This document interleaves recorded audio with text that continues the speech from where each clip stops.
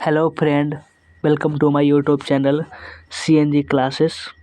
इस वीडियो में देखने वाले हैं इंग्लिश क्लास 12th का चैप्टर नंबर 3 है ए पिंच ऑफ स्नफ, यानी इसका हिंदी हुआ एक चुटकी खैनी।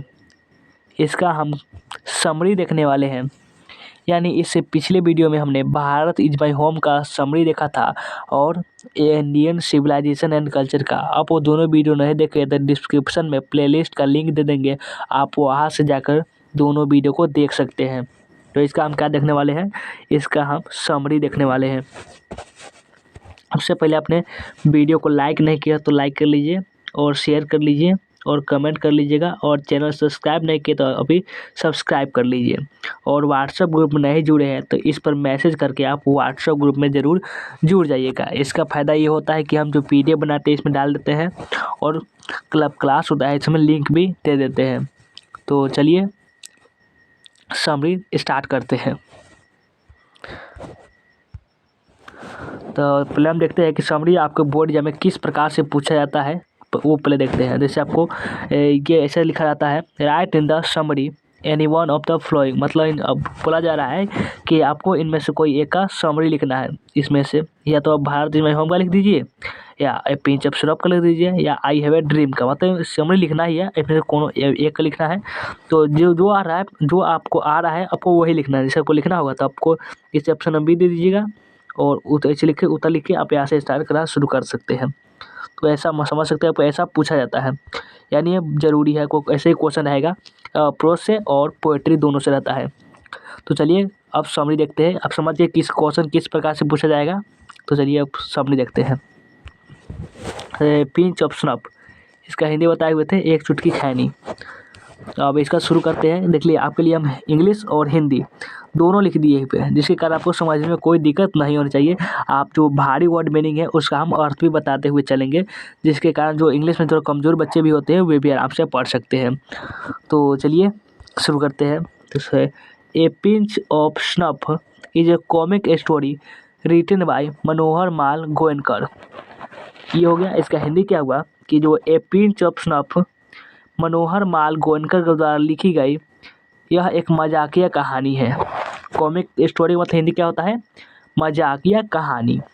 और यह मजाकिया कहानी है। इसके बाद है कि he was a great novelist of India, वह भारत के एक महान उपन्यासकार थे। कि क्या हो गया, जैसे नोवेलिस्ट का हिंदी क्या हो गया, उपन्यासकार, और ऑफ इंडिया यानी भारत के। He has presented a comic story full of wheat and adventure. इसका हिंदी हुआ कि यहाँ उन्होंने विवेक, वीट माने क्या होता है विवेक, और एंड माने और एडवेंचर माने क्या होता है, एडवेंचर माने होता है जोखिम की भरी हुई, विवेक और जोखिम से भरी हुई एक कहानी पेश की है, जिसमें नानू काका इज़ द मेन कैरेक्टर, यानी इसमें मुख्य पात्र कौन है, इसमें नानू काका इस कहानी के मुख्य पात्र है। यानी मुख्य पात्र क्या होता है, जैसे मुख्य पात्र होता है मतलब उसी पर कहानी लिखी गई होती है, या कहानी जो होती है उसके इर्द गिर्द यानी आसपास घूमती है, मतलब उस पर रहती है। और थोड़ा और मेन, उसमें मेन आदमी मतलब कहते हैं ना, कोई मेन आदमी होता है। जैसे अब जैसे फिल्म देखते हैं इसको कोई में हीरो कैसे होता है, वैसे ही इसमें मेन कैरेक्टर होता है। जैसे अब हिंदी के बुक में भी जैसे कहानी आप सुनते हैं उसमें भी मेन कैरेक्टर होता है, और इंग्लिश में भी मेन कैरेक्टर होता है। ये समझ गए। और and maternal uncle of narrator, इसका हिंदी हुआ कि लेखक के मामा एक मुख्य किरदार में है। लेखक के मामा जो है नानू काका, जो है जो मेन कैरेक्टर है वे क्या है, लेखक के मामा है। ये नरेटर के मामा है। नरेटर मतलब लेखक, लेखक के क्या है मामा है। लेखक खुद ही यहाँ इस कहानी को बयान किए हैं, मतलब लेखक जो है the writer himself narrator the story है, मतलब जो लेखक जो है इस कहानी में खुद ही वो है, लिख भी रहे हैं और कहानी में भी वो है। इसमें जो होता है, जो एक नानू काका होते हैं, जो उसके मम्मी शुरू में कहती है कहानी में कि तुम्हारा मामा आ रहा है और जाओ उसको स्टेशन से ले आओ। तो जब लेखक यानी जब मनोहर माल गोयनकर जी है जो वो लेखक जाते हैं, तो देखते हैं कि ट्रेन पर एकदम नानू काका आ रहे हैं, एकदम पहल के गेट पर खड़े हुए हैं। तो आप कहानी जब पढ़ाएंगे तो आपको बेहतर समझ आएगी। तो अभी सारांश है यानी समरी है, तो समरी देखते हैं। तो अभी समझ गए, पहला पैराग्राफ समझ गए। अब दूसरा पैराग्राफ चलते हैं। अब दूसरा है कि Nanu Kaka comes to Delhi to see some minister. Hindi हुआ, नानू काका कुछ मंत्रियों से मिलने दिल्ली आते हैं। आपके ऑब्जेक्टिव क्वेश्चन पूछा जाएगा कि कौन लिखा है ऐसे, who comes to Delhi to see some minister, यानी कौन आ रहा है दिल्ली कुछ मंत्रियों से मिलने। तब आपको ऑप्शन में टिक क्या लगाना है, नानू काका। नानू काका आ रहे कम्स टू दिल्ली मिनिस्टर यानी मंत्रियों से मिलने। एंड यानी और द नरेटर लेखक who is an under secretary, और लेखक जो है उप सचिव है। अंडर सेक्रेटरी का क्या मतलब होता है, अंडर सेक्रेटरी का उप सचिव। लेखक जो है एक उप सचिव, यानी ये पद पर क्या है कि उप सचिव है। जो मनोहर मालगोनकर जो जो दिल्ली से आ रहे होते हैं, वे ये सोच के आ रहे थे कि हमारा जो भगीना है कि वो अंडर सेक्रेटरी है, हमें मंत्रियों से मिला है, तो जाहिर सी बात है वो हमको मिलवा ही देगा। लेकिन जो लेखक जो है ये अभी ट्रेनिंग पर ही होते हैं। ट्रेनिंग मतलब कि इनको सिर्फ रखा गया होता है, अभी ये पूरा फाइनल नहीं होता है कि ये अंडर सेक्रेटरी उप सचिव है। तो अभी इनके मामा जो है नानू काका वो आ रहे होते हैं इन पर मदद लेने के लिए। तो अगला देखते हैं कि has to take him to the North Block on mother insistence, और माँ के कहने पर उन्हें लेकर नॉर्थ ब्लॉक जाते हैं। लेकर नहीं चाह रहे थे कि हम इनको लेकर नॉर्थ ब्लॉक जाएं, लेकिन जो इसकी माँ होते हैं जो मनोहर मालगोनकर यानी जो लेखक की जो माँ होती है वे कहती नहीं जाओ, तुम्हारे मामा है और इन्हें नॉर्थ ब्लॉक यानी मंत्रियों से मिलाने लेकर जाओ। अब माँ को कहते हैं तो माँ के बात थोड़ी टाल सकते हैं ये लेखक, तो लेकर जाना ही पड़ता है। लेकिन नानू काका का तजुर्बा वहाँ करवा होता है, वहाँ तजुर्बा करा होता है, इनके बात कुछ बनी नहीं और फिर वह वापस आ गए थे। बट नानू काका एक्सपीरियंस वाज बेटर देयर। अब समझ आ रही है आपको, आप इस पैराग्राफ का भी समझ गए। और अगला देखते हैं कि अगला क्या हो रहा। अगला है कि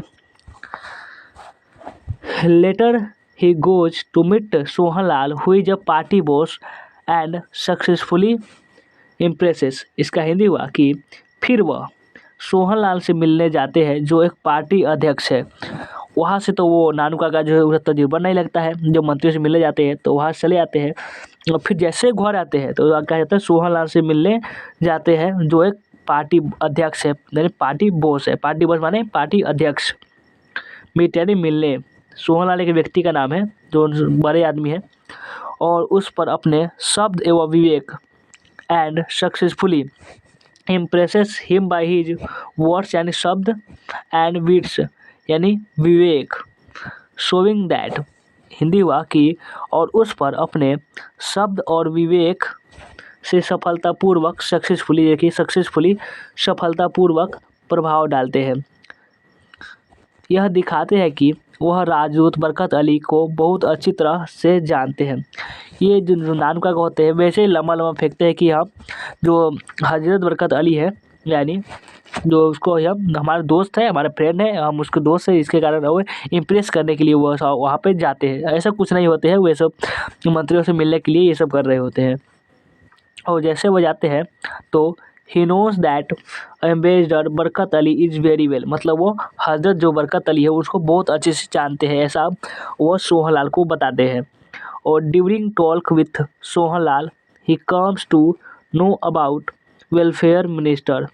इसका हिंदी हुआ कि सोहनलाल से बातचीत के दौरान ही उन्हें कल्याण मंत्री के बारे में पता चलता है। जैसे वे सोहनलाल से बातचीत कर रहे होते हैं कि ये हमारा जो हजरत बरकत है वह बहुत पुराना दोस्त है, उसका हम जब मंत्री का टिकट हम नहीं दिलवाया है, ऐसे कुछ बोल रहे होते हैं। तभी उनको ये मालूम चलता है कि जो कल्याण मंत्री है, कल्याण मंत्री जिसको ये मंत्री से मिले तो अवे कहते हैं, लेकिन कल्याण मंत्री के बारे में उससे सोहनलाल के जरिए मालूम चलता है। साथ ही उन्हें यह भी मालूम हो जाता है कि सोहनलाल अपने बेटे की शादी कल्याण मंत्री के बेटी से करवाना चाहते हैं, पर मंत्री इनकार करता है। और नानू काका को साथ ही ये भी मालूम चलता है कि जो कल्याण मंत्री है, साथ ही उन्हें यह मालूम चलता है कि कल्याण मंत्री जो है वह अपने बेटे की शादी कल्याण मंत्री से करना चाहती है। साथ ही उन्हें यह भी मालूम चलता है कि जो सोहनलाल जो है जिससे वे बातचीत कर रहे हैं वे अपने बेटे की शादी जो कल्याण मंत्री है उनके बेटी के साथ करना चाहता है। लेकिन क्या होता है कि ये कल्याण मंत्री इनकार कर देता है कि नहीं, हम तुम्हारे बेटे से शादी नहीं करेंगे, इनकार कर देता है।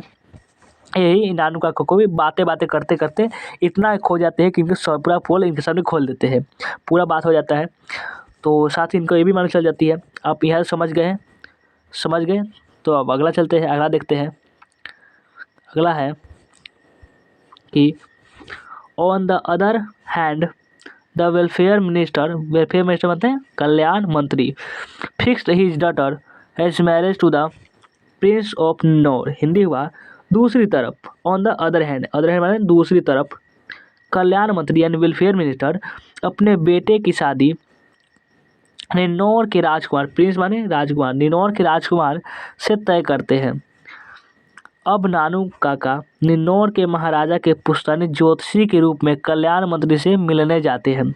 नाउ नानू काका माने अभी Nanu Kaka went to meet the welfare minister in the guise of hereditary astrologer of Maharaja of Ninnaur. ये क्या करते हैं, निन्नौर के महाराजा के पुश्तैनी ज्योतिषी के रूप में जाते हैं। ये बहुत ही खेला खेलते हैं जो नानू काका है, कभी ये रूप धारण करते हैं तो ये समझ से बहरूपिया जैसे इसमें कांड किए हैं। तो क्या हुआ हिंदी की का कि वे अब नानू काका निन्नौर के महाराजा के पुश्तैनी ज्योतिषी के रूप में कल्याण मंत्री से मिलने जाते हैं।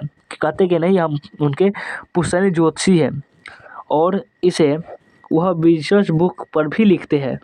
और ये जो पहले जो बड़े बड़े लोग होते हैं उनके पास एक विजिटर बुक होता है जिससे वे सबसे मिल नहीं सकते सब आदमी से, जो भी उसके पास जाता है तो पहले लिखना होता है कि आप कौन है, कहाँ से आए हैं, वैसे ही लिखते हैं।